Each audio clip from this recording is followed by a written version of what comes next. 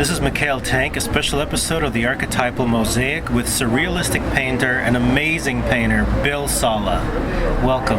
Thank you. Now, Bill, where did you get your inspiration to create such unique and powerful images? They come to me. And what I do is when I do get an idea, I sit down and do numerous drawings. And then I come up with the one I want. Then I continue on and paint. How long does it take you to create a painting? 6 to 8 weeks. And what kind of media do you use? Use oil. Do you have a favorite brand of oil that you use? Yeah, I use Gamblin, Rembrandt, Block X paint. And what kind of paper do you prefer? I paint on canvas. Now, your work is seen in a lot of East Bay galleries. Has it appeared in any museums yet? Because it is very museum worthy. No, no museums, but I have collectors actually all over. I have paintings all over the world, actually. Now, when you come up with a concept, does it come to you through dreams, meditation? What kind of stuff gives you such I don't know, they just pop into my head. The full image pops into your head? Yeah, or the idea of it. Now, who were some of your favorite inspirations and painters when you were growing up? Well, I like Ivan Albright, American painter. I like Bloom, who was also a surrealist American painter. Dali, of course, I like, and there's numerous painters that inspire me, but a lot of them are not really well known. How long did it take you to train yourself to draw the way that you feel is ready for presentation? You mean a drawing? I mean a full painting. Like let's say you started your very first painting. How old were you when you first started? Oh, I used to draw when I was a kid because during the Depression, when I grew up in the Depression time, there was no television or anything. We just had radio. So you had to invent ways to occupy your time. So I used to draw a lot when I was a kid, and I liked to draw. Now tell me, at which point, when you started painting, your first painting, at which point did you say this is ready for presentation, ready for selling, ready for release? How long did that process take you? Well, when I paint a painting, I go through a process where I do a complete drawing, then I transfer it. I paint either on a hardboard or canvas. I transfer the painting onto the canvas. Then I do a total gray painting, all in grays, to where it looks just like a photograph. Then I go back over that in color and then finish up with glazes. That's why it takes 6 to 8 weeks to do a painting. Now, some of your paintings, the ones that are available in the Pleasanton Gallery on Main Street, a lot of them were done around like Salome, which is one of my favorite pieces. Let's talk about the story of Salome, okay? So here it is. There's a woman sitting at a table with a card, an ace, and then there's somebody in a dark mask carrying a man's head. Is that her ex-husband? No, that's John the Baptist. Oh. This is Salome. Okay. That put John the Baptist to death. And that's the story. That's why she's holding the ace of spades card. Except this is in a present day format. Right. And who is the guy in the mask? That's just the guy that cut his head off. So the butcher. Right. And now her hat looks like it has some kind of, what is this? That you have this interesting. I have a thing for red hats. How I did you love to do red hats. How does that come about? I don't know. It just came about. Now the red hats have some kind of a fire element, right? Yeah, well, I like to put the, I don't even know what you would call that on top. It's just, but it does. It looks kind of like fire. But I use it a lot in paintings. Is there a feminist approach to it, like the woman is in power, or it just happens to be the story? No, I just do it. There's no rhyme or reason to it. Now, are some of your pieces based on other work, or are all of them completely independent and your own? No, sometimes I do a lot of drawings when I do a painting. So sometimes I may have 30 drawings for one painting. Well, I save all the drawings. And what I do is when I run into an artist blocks, I'll go through the drawings and I may find one that I like again, and then I'll redo it. So I've done maybe 6 or 7 of one topic, the same topic. It becomes like a collection. Does it ever sell as a collection? No. They're all individual pieces. No, just sells individual pieces. Now you have a lot of shows. You have a show coming up in Oakland. Right. And you also have your pieces in a lot of galleries, including the gallery on Main Street in Pleasanton. So to the people listening, also you have a website. What is your website? Yeah, I have a website, but I'm not a technical person. People can learn a little bit about you on the website. Yeah, they can by going to billsala.com. Great. Now, let's talk a little bit about, first of all, do you ever sell lithos or prints, or just individual? I did do it, but it got to be too much of a problem, so I just stopped it. Now, I'm to the point now that I'm up in age to where all I want to do is paint. I don't framing the prints and doing all that marketing work that's long gone. I just quit doing it. Do you have a favorite piece that you've done? Oh, a lot of them are my favorites, but there are favorites. Yeah, I like the one, the Red Rose. I like this, the Ruins of Athens. But now, you know, Jung has a concept of the collective unconscious. Carl Jung has the concept of the collective unconscious. I actually got a chance to meet and present to his family in Sicily a few years ago. So all of these images, you know, represent archetypes. They live in our unconscious. They're characters that communicate, you know, through film, through music, through a lot of our unconscious. How do you connect to the collective unconscious in such a way that these characters are so defined? You know, to many of us, when we dream, when we wake up, we get kind of a mumbo-jumbo effect. We kind of remember red hair, a big glove. We don't know exactly what happened. But your images are so specific and clear. How do you connect to that place? That I don't know. I put in the pictures. That's why I do the surrealist pictures, is because I can put anything I want in it. So as I'm drawing this stuff, if I feel that I need a building in the back, I'll design a building through my mind and add it into the picture. Do you ever live in the place? Like, can you, for example, let's say you have a flu, right? Let's say you have a flu and you're at home and you have nothing to do and maybe your hands are tired. Can you go into a painting in your head and live in it for a while? No, Nah, I don't do that. No. It always comes out, not right? It just comes out. Does every painting have a story? Yeah, every painting has a story. Now, is a story something you ever discuss or write about?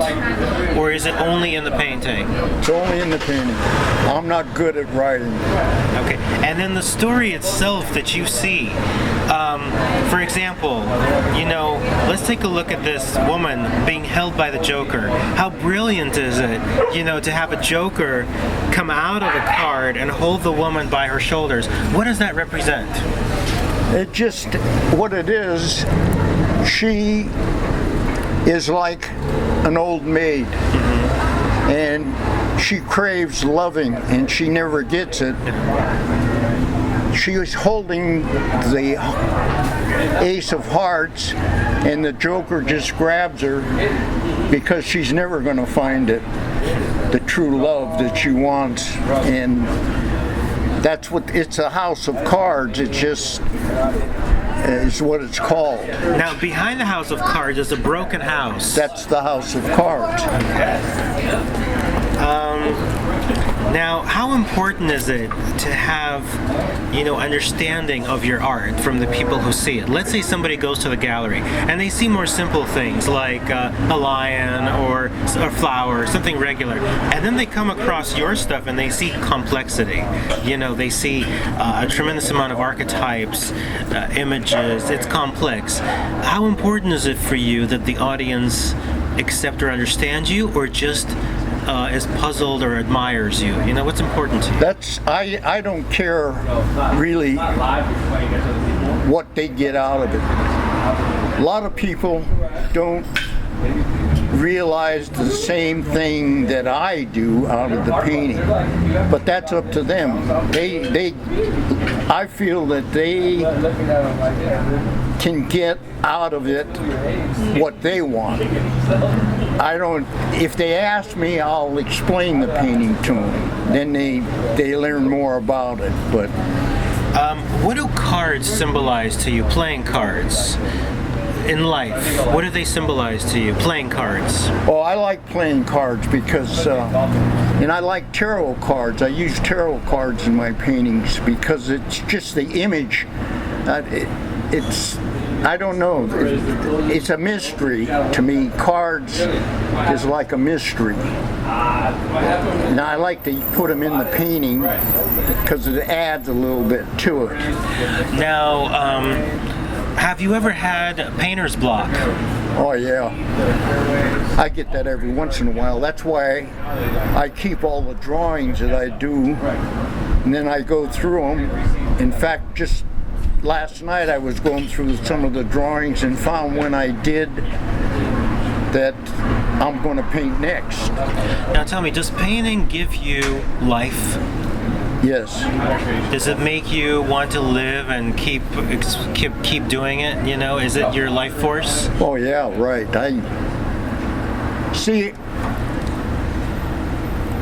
I am self-taught, and my wife and I married young, so I couldn't pursue an art education at all. I self-taught, and I worked construction, and I was a heavy-duty mechanic, and then I worked around aggregate plants which make rock, and asphalt plants that do the paving for the streets. And I learned how to build these plants. And then later on in life, I went into putting up rock plants and asphalt plants and managing quarries. And I took an early retirement at 59. But I always painted when I worked at night. And when I retired at 59, I just went straight into painting. And I've been painting ever since, so it's been right around 28 years that I've been steady, just painting. Now, when you get a block, when you get a painter's block, aside from your previous drawings, what else unblocks you? finding a picture and realizing that it's a good idea, and then I'll just go up and start painting. So let me ask you this. You take the picture from the past, right? You take a look at it. Something in it activates your mind. When you look at the picture and something activates you, how do you, what is that process? What's that feeling like when you become activated, you know? You're like, this picture doesn't, no, and then yes. Yeah. You know, how does that, what happens at that moment? It's like a eureka moment, right? Well, I see something that looks good that I missed before. When I drew the painting, I drew the picture, I didn't think much of it. But when I see it again, after a long, I drew this picture that I was telling you I found last night a long time ago, and it's a good idea. It's really a good idea, so I get enthused. So I'm going to start working on it. When you see something that activates you, is it because it's connected to a previous experience? Or a previous thought, and it brings you back somehow? Right. And somehow when you're activated by this experience or thought from the past, all of a sudden you are back in that time? No. It's a good idea, and so I'll just paint it. It doesn't take me back to nothing, no. Okay. And we're sitting in a cafe audience, and that's why there's a little bit of background noise, but it's a very organic conversation. Now over here, I'm looking at a few pieces, and there's this house with 4 stilts in the water with a man's rose. Is this heartbreak? What is this painting? That painting is called The Pearl, and the house in the background is a lighthouse. I like lighthouses too. You'll see them in my paintings quite a bit. The guy is holding a rose out the window, but she's holding a pearl. And I just did it by the sea because the pearl comes from the sea. And what does the pearl represent? Pardon? What does the pearl represent? Purity? No, it just represents a pearl. It's just the pearl. That's amazing to me that you use such powerful imagery, but in a way, you let it be its own thing. You don't overanalyze it, right? No, I never overanalyze my paintings. But your paintings have a tremendous amount of, of depth. You know what I mean? They're not just simple paintings, because I was walking around the gallery, or some galleries, and you see regular things that are one-dimensional. And for me, one-dimensional things don't work. And then when I see your stuff, I'm immediately, it's almost like I start diving into it. I actually think, this is a huge compliment, I think you're better than Dali. Oh, thank you. Yeah.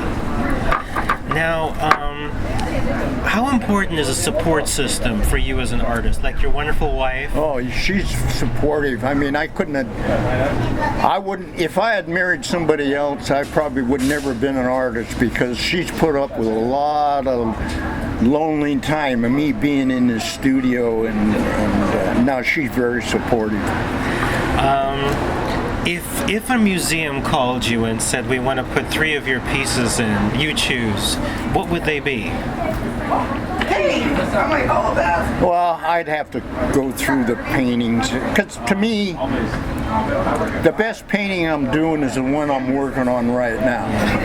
So what I would do is I would go through the paintings I have and just pick 3 out that I think would be the best for the museum. Whatever happens at that time, right? Right. Now we're looking at a small painting of a woman with a purple hat with her face covered and with some kind of a UFO castle. What is this? No, what that is a church. Uh-huh. And you'll notice that there's tombstones on the hill. She is twisting a handkerchief, and the picture is called Grief. And you see here's a calla lily flowers in the background. There's been a death, and she's showing her grief for it. This is a church up here. So why a purple hat? Because because I wanted this to be a gloomy picture, so I used all cold colors. So I've got a yellowish green for the hill and the ground under the hill, and purple is the opposite, the complementary color. Now, is this also a grief image? There's a woman standing with her hands. No, that's called the lighthouse keeper's wife. He's a lighthouse keeper. He's looking out the window, and he's got the gas light on his head. That represents a lighthouse. She's bored to death because she's living with the lighthouse keeper. So that's what that represents. So in a way, does this represent your wife being bored with you? It could be. Have you ever felt bored? Oh yeah. But you've been an amazing support system. What have you done to express yourself? Well, when you're asking him questions, I know answers that he doesn't give you. Share some. Well, like the Pearl, his mother's name was Pearl. Oh. And you see things with red hair. His mother was a redhead. Oh. And so that's where he gets that from. And he doesn't realize it, that these things are coming up. But I see things, because I ask him these things when he's painting. I say, why do you do this and why do you do that? And he tells me, but then he forgets that he's told me these things. How has it been to live with such an amazing artist and to be a part of the couple, the creative couple of that? Artists are very hard to live with.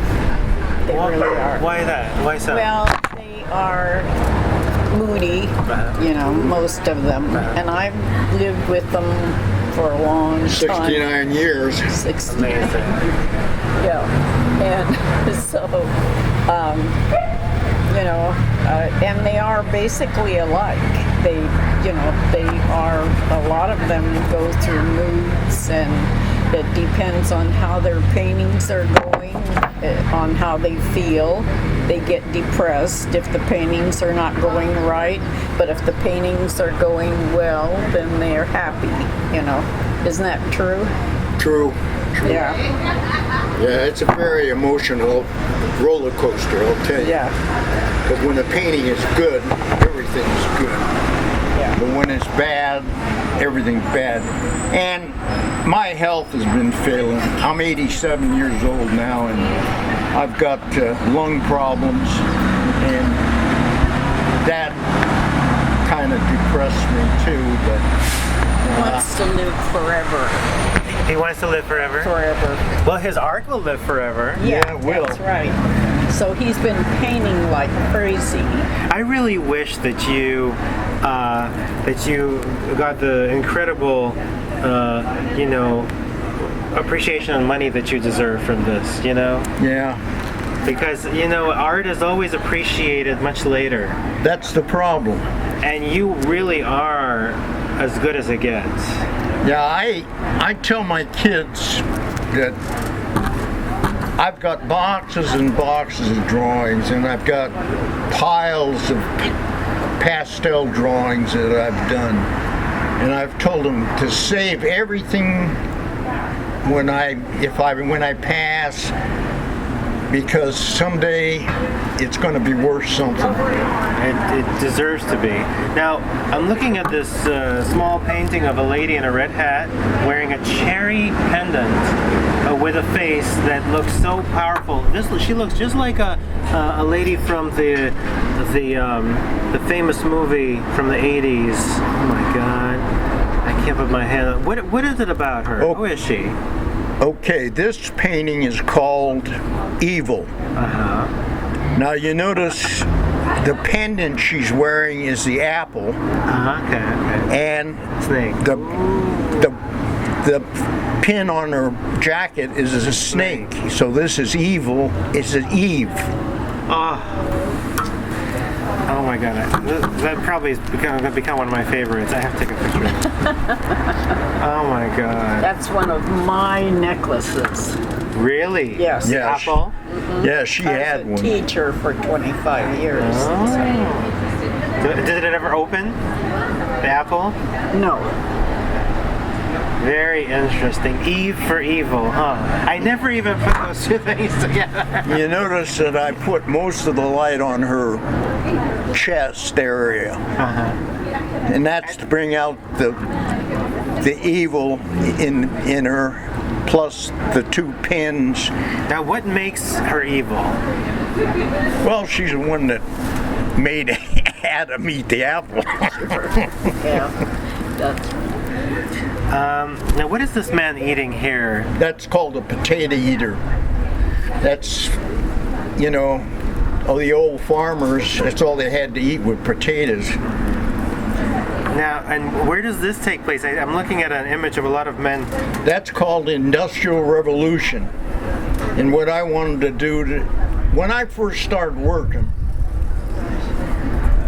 I worked in a can company right after high school. Like a soup can or something? No, where they made cans and they imported them and then the soup filled them up later. And everybody had a number, and you'll notice that those, they're walking out, they all have numbers on them. And then I kind of wanted to make it that it was oppressed. When you worked, you were at the mercy of big business, and that's what I was trying to get over in that painting. Tell me, the number 5, what's it? I just put that there as building 5, you know, it's on the building. Now, what I wanted to say previously, so is when I walked into the gallery and I saw your paintings, they looked so fresh, like they were just made. And the lady there told me they were made several decades ago, possibly. Some of them, yeah. So how is it that, I mean, I understand, I mean, when I've seen Van Goghs in museums, they also look alive and like they were just created, but your paintings, they don't age. I mean, I know it sounds strange, but a lot of art ages, and some art doesn't age, just like music, just like books. You know, you can tell, when you know a great artist, when you look at a variety of their paintings, and some of them were done now, some of them were done 3 decades ago, and they all look alive, you know? Well, the reason mine do is because I've always tried to improve my medium that I use. I use the better paints, and I mix my own medium that I use to paint with. And I always get that lustre look in the paintings by using this medium that I mix up myself. Then I do a lot of glazing, like Parrish, the artist Maxfield Parrish. He glazed a lot, and I glaze a lot, and that does, it makes the painting shiny. Now, glaze means what exactly? Pardon? What is glaze? Glazing is where you take a little bit of a color and mix it, liquefy it a lot, and then just glaze over the painting in different spots. Now, I'm looking at another painting here of another woman with a snake and an apple. If that one's evil, which one is this? Well, see, that's what I say. I'll get one idea, and I may use it 4 or 5 times. Amazing. That's Eve also, but that's more representational of Eve, the snake and the apple. Would you say that this is the masked Eve and this is the unmasked Eve? Right. Yes? I'm going to take a picture of these. You know, you see more into his paintings than anyone I have ever seen. Doesn't he? Yeah. Really? Really. I see more than anyone has ever seen? And yes. Thank you so much. Yes, it's the truth. Thank you. That's a huge compliment. Thank you so much. The thing is, I see... you know, archetypes are a very powerful thing. That's why my show is called Archetypal Mosaic. As I mentioned, you know, it's both Jungian and Freudian, and also the thing is, the power of your work, you know, is very psychological. You know, it's very spiritual. There's a lot of depth. There's a lot of story. And it's amazing that it goes through you. It comes in such clarity. Almost like, you know, there's psychics or something. You know, somebody who takes an idea, releases it, and has no... you're a conduit, a real conduit. Yeah, right. A lot of artists say you shouldn't tell a story, but I like to tell a story. Of course. Why shouldn't you? Yeah, I know. To me, painting a barn out in the field someplace is the most boring thing in the world. But to paint something that comes out of my head is like a fictional writer. Some fictional stories are the greatest stories ever written. Yeah. And I try to do. I'm lousy at writing anything, but I can do it through the paintings. It's an honor to meet you and to meet such an incredible partner as you as well. Yeah, no, she's my soulmate. That's really beautiful. We've known each other since we were 10 years old. Amazing. What a gift. What a gift. We went to grammar school together. We did. That's beautiful. Yeah. That's really beautiful. What else would you like to share about your art with the audience? I don't know. I just that's about it. I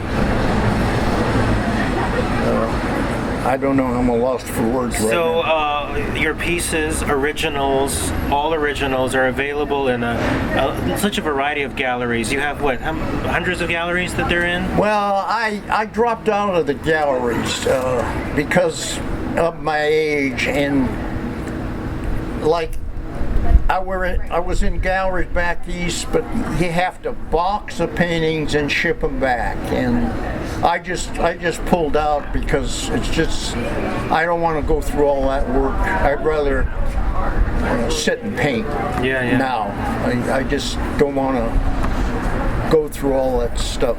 So I just kind of concentrate on local galleries in the Bay Area. Well, I really believe that your work is museum worthy, and I really hope it gets all the recognition it deserves. With your help too, maybe it will. You know, because that's every artist needs a little bit of a break. Yeah. And I've never had one. Every time I turn around, I get a break. Something happens to shoot it down. I don't know. It's just I had a person in Atlanta, Georgia, he bought 8 or 10 paintings. He had connections with the museum in Atlanta and everything, and I don't know, the bottom just fell out of it through the dealer I was dealing with, because he was getting so much out of it and doing so little work for me that I just told him to forget it. You know, but your stuff is better than almost everything I've seen in many museums, I gotta tell you. Yeah, it really is. People tell me that too, that it's museum quality stuff. It's better than a lot of the stuff in museums. Yeah. I mean, your work to me, I mean, I know Dali is tremendously famous, but his work to me is a little bit distant. Yours is not distant. Your characters are not afraid to speak. They're in my face. They're not aggressive, but they're speaking all the time. Their eyes speak. I want to understand them. I want to hear them. What about this painting of a man's face? That I like the story of Dorian Gray. And that is my version of Dorian Gray after he turned vicious when he was old. Are those just pimples on his face, or? No, those are just, you know, age marks? Lesions of where the skin is rotting away. And tell me, this geisha face with the butterfly, is this M Butterfly? Madam Butterfly, Yeah. That's it. And why is she so hollow? Is it just a mask? It's just a mask, yeah. And what does that represent? Well, that's the way I wanted to do it. Here is the sea captain who had the affair with her. I just wanted to have her as a mask, and then I put the butterfly in to, as Madam Butterfly. Do you mean in a way that he's just left with her mask and she's not there anymore? That's right. almost like a cocoon Right. left without the butterfly. Yeah, but you'll see I've got Madam Butterfly here, and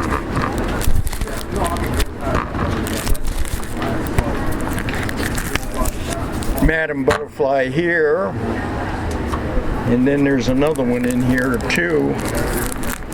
And these are just from the drawings I did that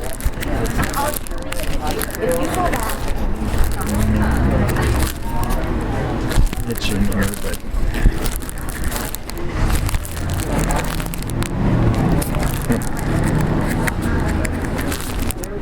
well, there's another Madam Butterfly in there, but Well, thank you so much, Bill Sala, for this fantastic interview. We're speaking to a rare, true artist who makes amazing work that's available in its original pieces in many galleries at this time. So get it before it becomes only available in museums. So yeah. thank Can you. you mention the gallery here? Yes, absolutely. Please do. Yeah. I don't know the name of this gallery. Studio 7.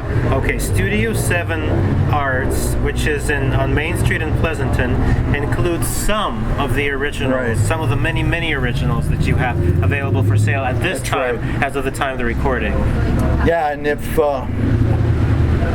you want, I'll give you my card, and if anybody calls in or interested, they can come to my studio. For that, it's best that they go to your website and maybe email Yeah, you right. from there, so that you don't get bombarded. No, okay, that's fine. So BillSala.com, Yeah.